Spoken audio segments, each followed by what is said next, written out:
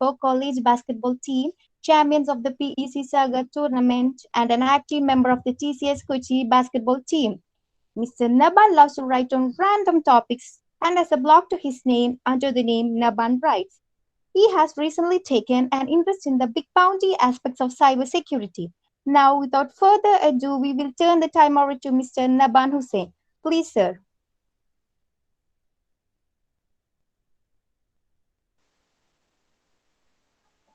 Thank you, Raseda. Thank you. Thanks a lot. A very good evening to everyone over here. So, first of all, let me just thank you, Nishina Miss, for this wonderful opportunity. So, part of the reason that I'm here today is one of my batchmates, Fairuz, had actually recommended me to Nishina Miss. And when I got a ping from Nishina Miss, then when you get a ping from any of your old teachers or people that have guided you in your college years, without hesitation, you always are, prone to accept their request, because in the end of the day, sharing what you've learned throughout your career or throughout your time in TCS, it would be a really wonderful opportunity. Anyways, so what we'll start with today's topic. Today's topic, really, what I really want to do is I've mainly aim to get out to you guys two main components. One is I'll be explaining VMware technology. It's something that I'm working on in TCS. And the other portion is about cybersecurity domain and what are the benefits of being an ECE student if you want to pursue a career in cybersecurity. And I have to remind you guys, I am not really an expert in cybersecurity yet. I've just recently come to this field.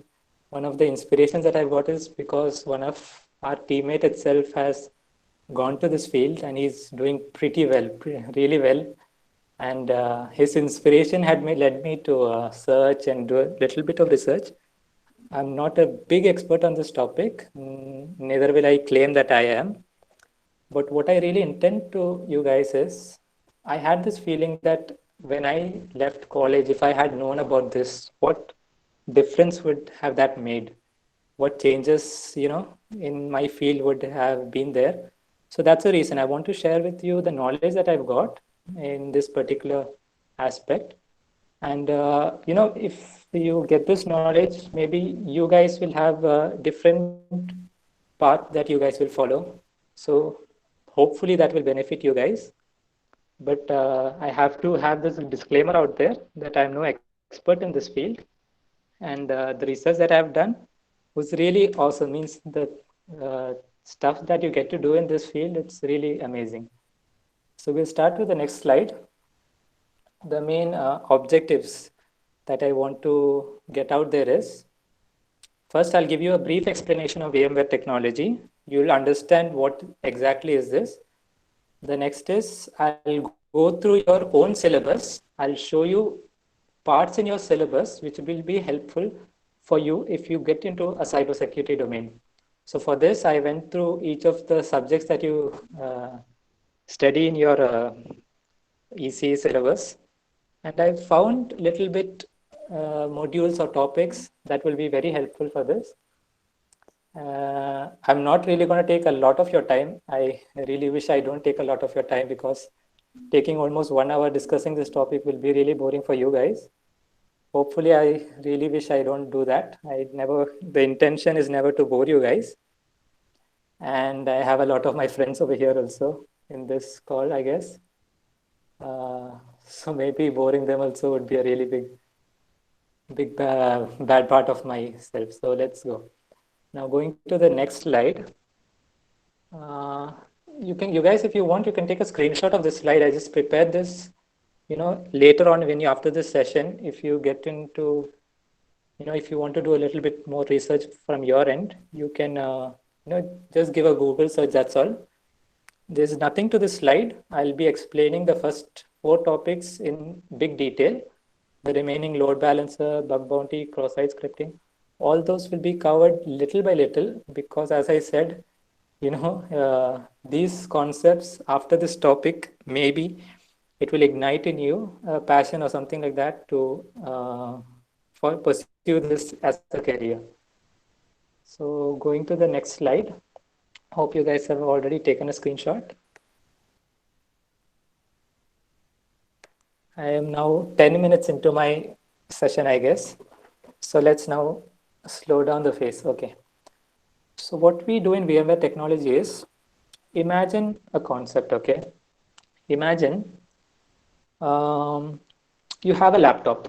You have a laptop in which you already preloaded, boot it with a particular OS. It can be Windows, it can be Linux, any such OS. Now the thing is, this device is singular. You have one machine preloaded with one software, one OS or kernel. Now you cannot add extra OS on top of this. What you can do is you can, if you have Windows loaded into this particular laptop, you can install Linux on top of this in a different hard drive, and using a certain tool like Grub, you can select which OS you want to load into this particular device, right? So at a time, only one OS will be running. Now, what if you had the opportunity that you get into Windows OS, you're loaded into Windows OS. Inside that, in a separate environment itself, isolated from the rest, you're able to run a different set of OS. For example, Linux or any Unix type or MS-DOS, old types of OS that is separated from your main OS, main operating system. That would be awesome. But now, what are the implications over here? It means at a single time, the CPU and the hard RAM utilization is shared across the laptop. So if you have a 8 GB RAM, 4 of that, if you use 50%, 4 GB of that RAM would be to operate the OS that is within your OS, a virtualized environment. Now, what VMware did is they scaled this particular concept, and what they were able to do is in a particular server, they were able to help load multiple platforms, multiple OS, be it Windows, Linux, or any such OSs into this particular single server. And the operating system they used is ESXi. So coming back to what I want to discuss is, if you look at the slide that I've shared here, it's called vSphere. vSphere in the sense, this is the product that VMware technology has come up with. Their aim was to mass scale this virtualization. They wanted a platform where a virtualization concept could be used by enterprises or organizations, thereby saving millions of dollars money and also they can utilize in saving power utilization, because if you look at it from that standpoint, you're using one device to support 70 such means virtualized environment, right? So 70 times it is reduced. And if you look at the slide, I would say just take a brief look at it. You'll see there is the ESXi host. In the bottom part of the slide, you'll see ESXi. That is the environment. That is what is called the operating system. On top of that, you have these VMs that will be loaded onto it. And from a management standpoint, you need to be able to manage these devices. So including into vSphere, we have this vCenter appliance that will be connected to these hosts that will control or manage these VMs. So for example, you want a VM to be increased in CPU or increased in RAM. You can connect to the vCenter. From there, you can select your VM which you want to increase. which resources you want to increase. And from there, you can add in CPU, you can remove CPU, you can add in RAM.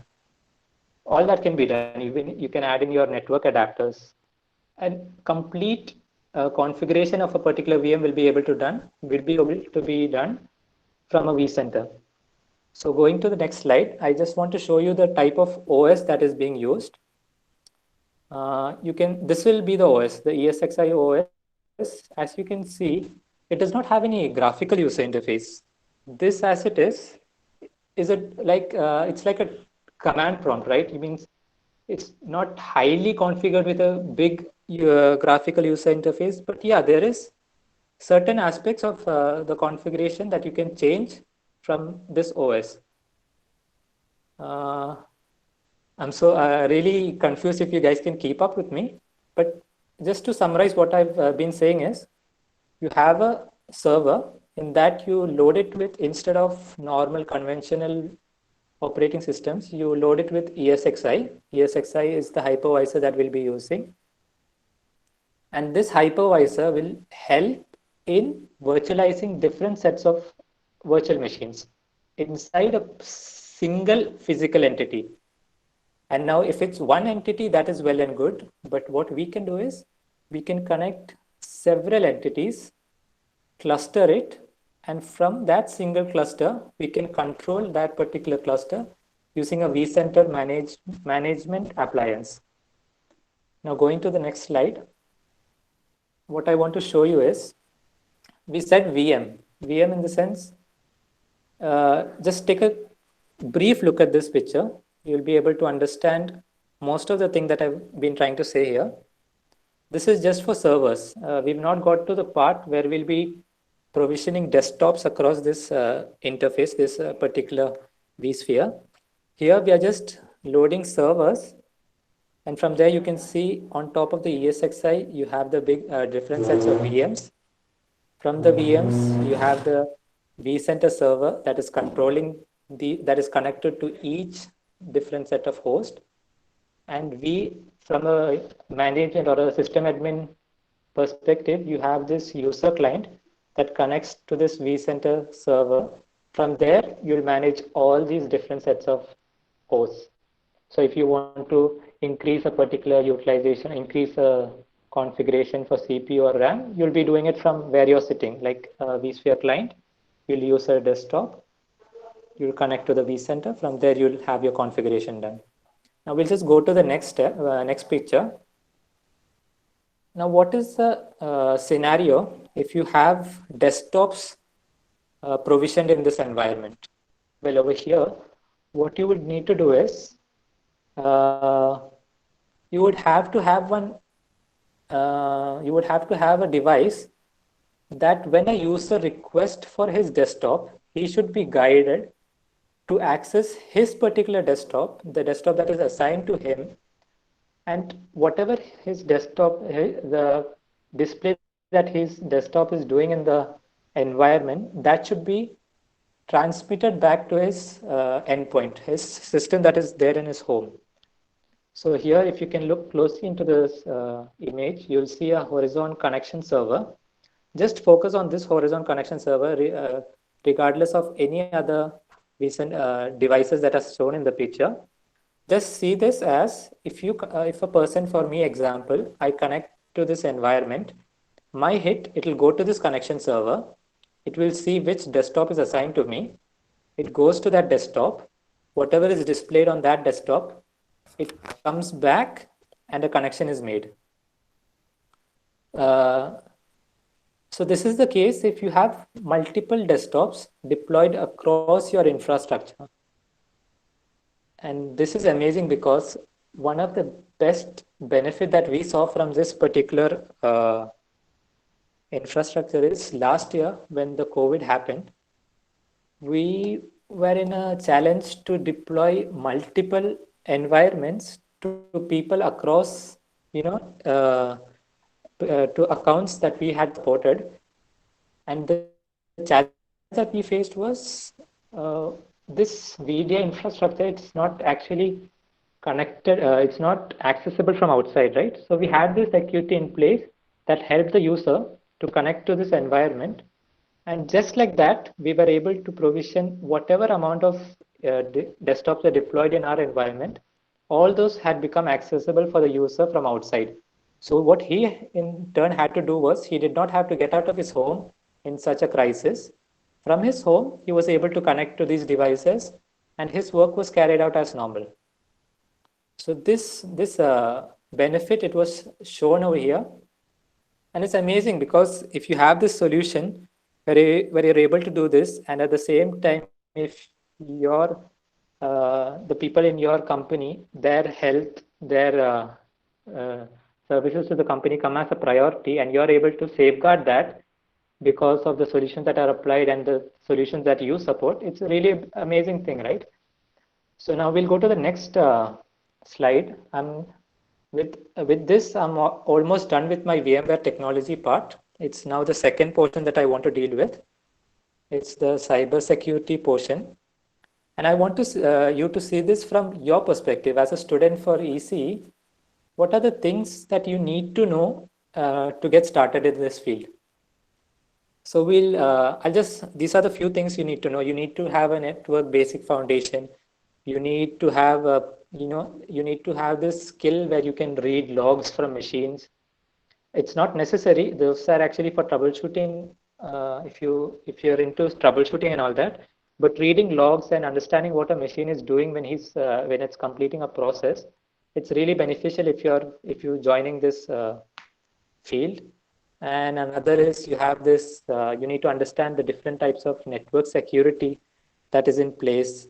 You need to have a brief understanding of the different types of cryptography that is being done, DS algorithm, RSA algorithm. I think you guys have already studying these types of algorithm in an elective that is there in semester 8 or 7, I'm not sure. Then you need to understand the different types of security techniques that are there. I'll just give you a brief on each topic. If you take the case for networking basic foundation, it's just simple. You just need to understand how do you configure a network in an environment, what types of switches you'll be using, what is this VLAN concept, how are these devices communicating with each other. Because basically what is a network? It's just an interlink of different computers, and how this is done, getting a basic understanding of that would be really helpful. Now another is like you need to get a deep sense. If you're into this troubleshooting and all that, you'll see when an application crashes, has a crash or something, they'll provide you with these logs that you can open in Notepad, and you can go through these logs trying to figure out what is happening. Even if you're not there, if you are not responsible for building the application, when you get into this field, reading these logs, little by little, you get to have an understanding of, the frequently seen logs, and what each log is indicating, what is happening, what type of authentication is occurring. All those would be easily accessible by you then. Now, the different network defense tactics, I would say is, well, you can see this network defense tactics as firewall. Mainly what comes to my mind is firewall. But believe me, there are thousands, millions of different ways that you protect a network. Firewall comes to me because it's a basic minimal level of protection that can be provided.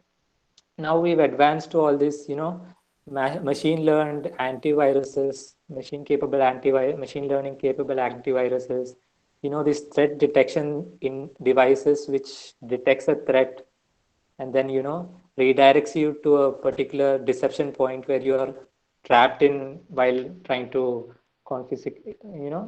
threaten a network organization or enterprise.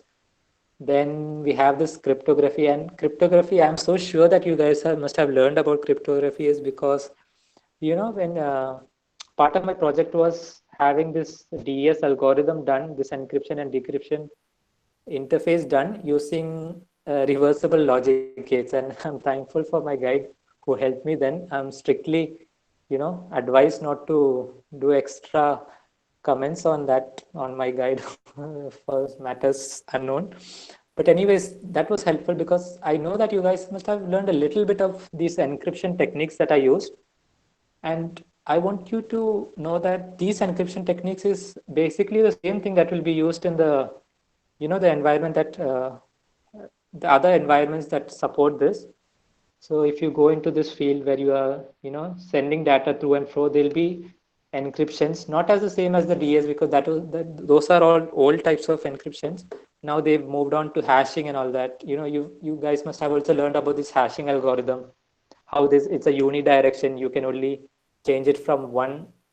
You can only you can't reverse it. Those kinds of stuff. I'm sorry if I'm not making any sense. I'm really sorry. If in the question and answer sessions, I promise to give you the chance to get anything cleared off if I am capable. And the fifth point, web application security techniques. This is mainly when you see a web application and you see these inputs that can be provided to the web app. Take an example of a form that you have to fill. You have these input layers. But what actually happens in behind this web application, once you click on submit, they have a process of, validating the inputs that you've provided, checking if the inputs you've provided are not scripts. There's actually a technique where you can, it's called cross-site scripting, where you actually, instead of providing your normal input of in a form where you provide your name and all that, you'll be able to provide a certain type of script that is formulated, that when it gets saved in that particular web application and the next user that clicks on that particular page, he'll be popped up with this particular script. And that's just the default normal thing that we learn. But if you there are people that are really experienced in this field that can create amazing types of scripts, that if a web application is vulnerable to this type of vulnerability, cross-site scripting, then they can actually implement these scripts that give them the complete control over that particular device. Now if you go to the next slide, I'll just I've give you the different semesters and the modules that you go through, which these are the basic foundations that you'll have, that if you learn if you get a clear idea of what all this is, you'll be able to when you start your field in cybersecurity, it will not be that difficult to get started. It will not be that complicated or something. So if you see your semester 4, over there you have computer organization, where you get a different layout of the DRAM, the SRAM, memory chips in basic. So you get an understanding of what are these cache memories, what are these buffer memories. And when you say buffer, there's actually a particular vulnerability. And this vulnerability is that you have this buffer register, right? And we, as if you're a bug bounter, or you're a penetration tester, you would try to fill up these buffer overflows. You'll try to fill up this flow or buffer registers using values, hexa values, that in sense, for example, if you take the complete digit FFF, it's equivalent to all ones, right, in the digital system, in the binary system. So there is this case that there's a security in place that prevents this from happening. The user is not supposed to input this value, because once he inputs this value, it causes a crash to the application. So when you go through the application, if you're testing an application, if it's vulnerable to this particular buffer flow or vulnerability, you have this method to overpass it, to bypass this particular security that is in place, and then you input your value, your extreme, all 4 values, and then it crashes, and then you can report this case to whoever has created this application, in turn which they provide you with reward in the sense dollars, or triage. They'll give you appreciation or something like that, which is really valuable in the cybersecurity domain. And when I say cybersecurity domain, I don't want you guys to understand it as the field where, because in cybersecurity there'll be different streams. I'm only focused on the part where you have this bug bounty concept and you have this penetration testers, because that is what is more exciting than the rest. don't get me wrong, I'm not sure about the rest. Those all topics would definitely be amazing. The place where a person is responsible for creating this network layer or security layer where no other threats can get into the organization or enterprise or the network, or this creation of these applications that help prevent any vulnerable softwares from getting installed in the devices. All these layers, those are all amazing. But in the sense, when you talk about this bug bounty concept, this is the thing that really gave a spark or excitement to all the things that I'm trying to explain. So there's a lot of fields where you can get started. I'll walk you through what all if you want to get started, you can get started now itself. You don't have to complete your engineering, or you don't have to even have a degree for this. And if you get really good at it, I mean, the rewards that come with it is humongous.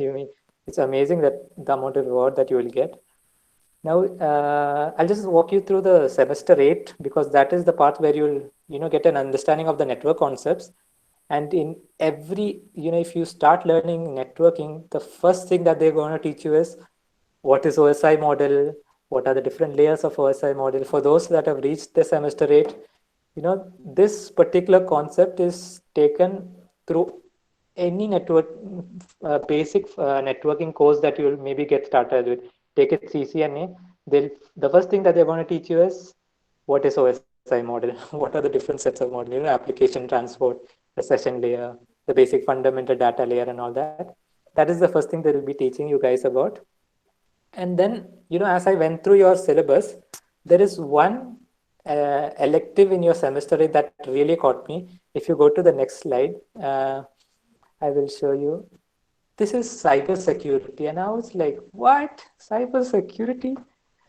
And why I'm shocked by this is because I didn't know about this elective. And when I went through your syllabus, I was like, okay, you have what you call, you have a syllabus, you have a module where there's cybersecurity and all that. But what is there in this module? So if you go to the next slide, I was like, what? This architecture of vulnerability scanners? This is basically what is being done over there. This is not an in-depth concept, but this is exactly what we're doing. You have a vulnerable engine, a core engine that will scan for your application and see which all vulnerabilities are there. Then it will generate the report. And another thing that just caught my attention from this was this is in the syllabus. I got this from KTU notes. So this is actually there in your syllabus. If you go to the next slide, I want to show you one more thing. It's about banner grabbing. I wish you guys can get this PPT, because most of the things that are there in this, like the SMT protocol port number, the file transfer, you'll have to get yourself familiarized with these port numbers, because when you're testing a network, these are some of the port numbers that will keep popping up. And most of what you'll be analyzing is how to test a vulnerability if it exists in such ports, and there are different applications. If you go on below, you'll find Nmap, Zmap, this Netscan, Telnet. These are all, if I take for example Nmap, this actually is an excellent tool that is famous for some reason. I'm not sure why it's famous, but when you scan a network, and it's a small network, and you give Nmap, and there's a certain command that is supposed to be given on how you want it to scan. And after the scan, the results that you get is amazing, because you see which all ports are opened from a particular network device. You see which all, what type of application is coming through those ports. For example, if you have Apache server that hosts a web application, those things will come out from that particular port number. So you get a brief idea on what ports are running, what applications are running in when you do an Nmap. And it's okay if you don't understand what I'm saying. Means if you don't understand Nmap and all those concepts that I'm just trying to throw at you guys, it's because I've done a small research. It's very small, not even gone deep into it. And these are the things that keep popping up. This Nmap thing, the Zmap, and all these things, it will be explained by multiple, content creators regarding the in the ethical hacking domain. And this is something that has given a quite interest. And this particular banner grabbing thing, it's actually there in your elective, inside your elective in a module. You're actually learning about this. So if from the end of this topic, if you are interested in this, I'm not sure if you have this elective over there. I think when I was given a list of electives that were available. I'm not sure about you guys, but anyways, if you go to the next slide, I'll just give you like an understanding of what all things you can do to get started. Now you understood that the main question is EC required for cybersecurity domain? Well, the answer is no. It's not required. It's not a requirement that you need to get into this field. But is it helpful? Definitely yes. The thing is, it's helpful. And do you need a college degree? Better, even better, you don't need a college degree. So those who have multiple supplies or struggling with their academics, you to hell with it. You don't need. I'm sorry for my language. You don't need your academics, but I'm sorry, I'm not supposed to be proclaiming that out loud. Anyways, so what I'm saying is, like, even if you have a lot of supplies and you are depressed that you're not doing good in your academics, it does not matter, because if you have a flair for this domain, you don't even need a college degree to get started in this bug bounty thing, this penetration testing thing. You don't need. It's recommended when you get into an organization that you have a degree in CS or EC or any other equivalent BTech degree. But otherwise, if you're not focused on getting into an organization and you want to do this as something else, there is an option. I would not say that I want you guys to pursue it, because looking at it from certain point, it's risky, because if you're not able to find vulnerabilities, you'll not get paid out. And if that happens, then it leaves you in a really big mess. But if you get really good at it, the payout is amazing, means it's really amazing. Now I'll just, I wanted to discuss, yeah, I've covered this topics. If you go to the next slide, these, take a screenshot of this, because I'm very sure that just if you want to get started and complete these 5 steps, you'll get amazing in this particular field. The reason I know is because I've tried a little bit of this. I'll never say that I've got in depth into it, but going into this Hacker One is actually a web application platform where they give you live videos, tutorials, how to get started. And they even have these in-depth training sessions, amazing training sessions. They give you the chance to practice your skills. They'll give you a web application, and in that you'll have to find a particular vulnerability. And once you find that vulnerability, they'll give you this flag. This all can be done from this Hacker One thing. And same goes with TryHackMe. TryHackMe is more of a what you call OS level type of vulnerability finding. You not like the application one, web application one. This is more like focused on vulnerabilities that you can find in OS or applications that are hosted in certain OS environments. The hack the box thing, this hack the box type of website, right? This is amazing, because if you want to get into this website, you actually have to hack the web application. If you first try to get into this, you won't be able to sign up. Whenever you try to sign up, it just keeps reloading the page that you are in. So that will maybe get you confused. But the thing is, you actually have to find a way to hack into this web application, hack the box site, and then they will give you this invite link or the token or something that which you can then start with your training or whatever you call it. And another advice would be is go and follow these YouTubers, this Talk, Cyber Mentor, because these people, right, they just got into Stock and Cyber Mentor. These guys, they got into cyber security, this bug bounty thing, without any previous knowledge of any concept of networking or any concept of application. So going through their videos, it would be more beneficial, because they know how to present their content to you guys. I hope I'm doing a better job, good job, not better, good job in trying to explain this to you guys. But anyways, in the question answer session, you guys will tell me if this has been helpful or not.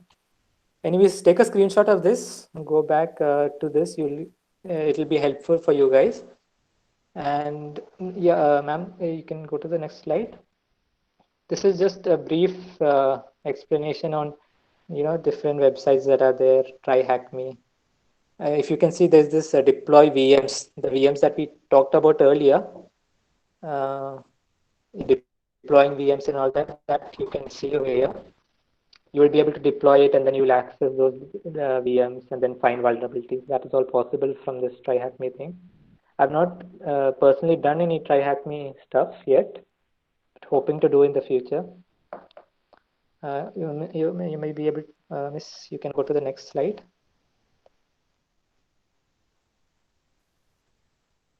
Okay.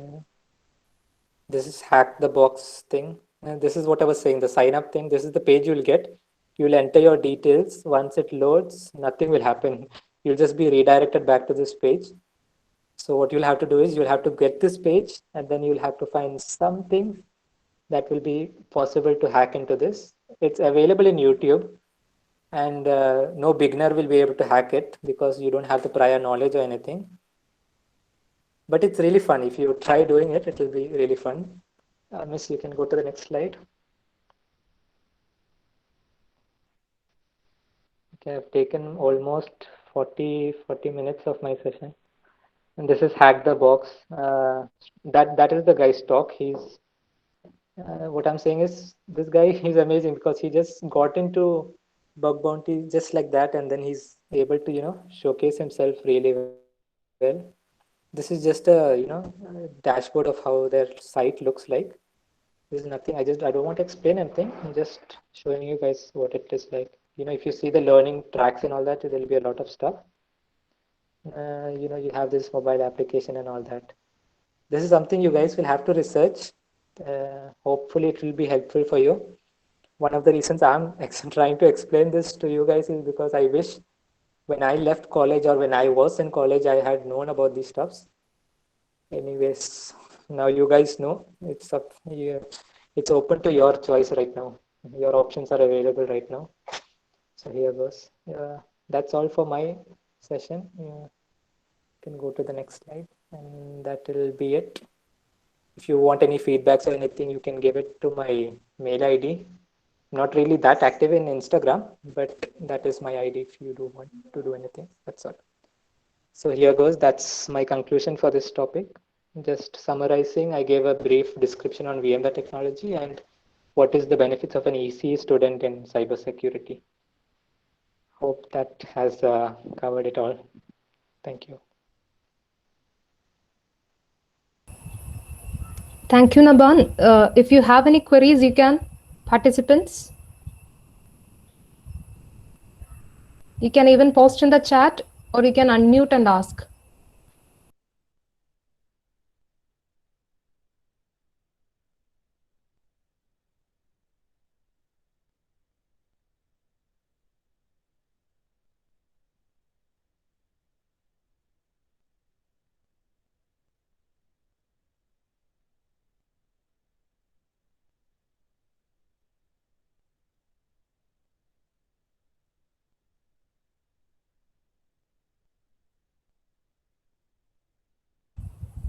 Participants, if you want to ask something to our speaker, you can use this time.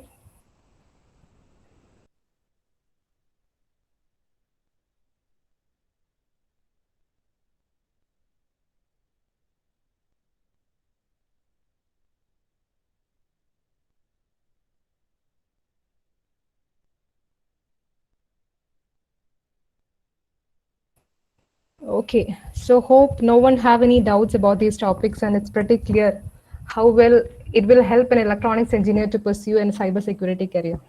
So thank you, Naban. It was indeed great listening to you. I hope all the participants were benefited by today's talk in getting some insights about the role of electronics engineers in the cybersecurity space. Before we wind up, I'd like to invite Ms. Asna TM for the official vote of thanks. Asna, please. Good evening, all. Coming to the end of today's webinar, I would like to thank the vibrant orator, Mr. Naban Hussain, for giving us so much of information on the scope of EC graduates in cybersecurity field. I am very well sure that we all have got some insights on it. Once again, thank you, sir. I would like to thank our HOD, Dr. Gopakumar sir, for giving us this talk, which had been really knowledgeable. Next, I would like to thank our coordinators of this program, Dr. Nishina Iqbal and Dr. Shilpa Suresh, and also the student coordinators for arranging this program. Last but not least, I thank all our participants across the colleagues who joined with us for today's talk. I am sure you all walking out with some insight induced in you. Before we wind up, we wish to give a small virtual memento as a token of appreciation. Once again, thank you, sir. Thank you all. Thank you. I've also shared a feedback form in the chat. Kindly please fill it. Fill your valuable feedback about the session so that it will help us to improve next time. So thank you all who have joined this time. We'll be back with still more exciting topics. Have a good day.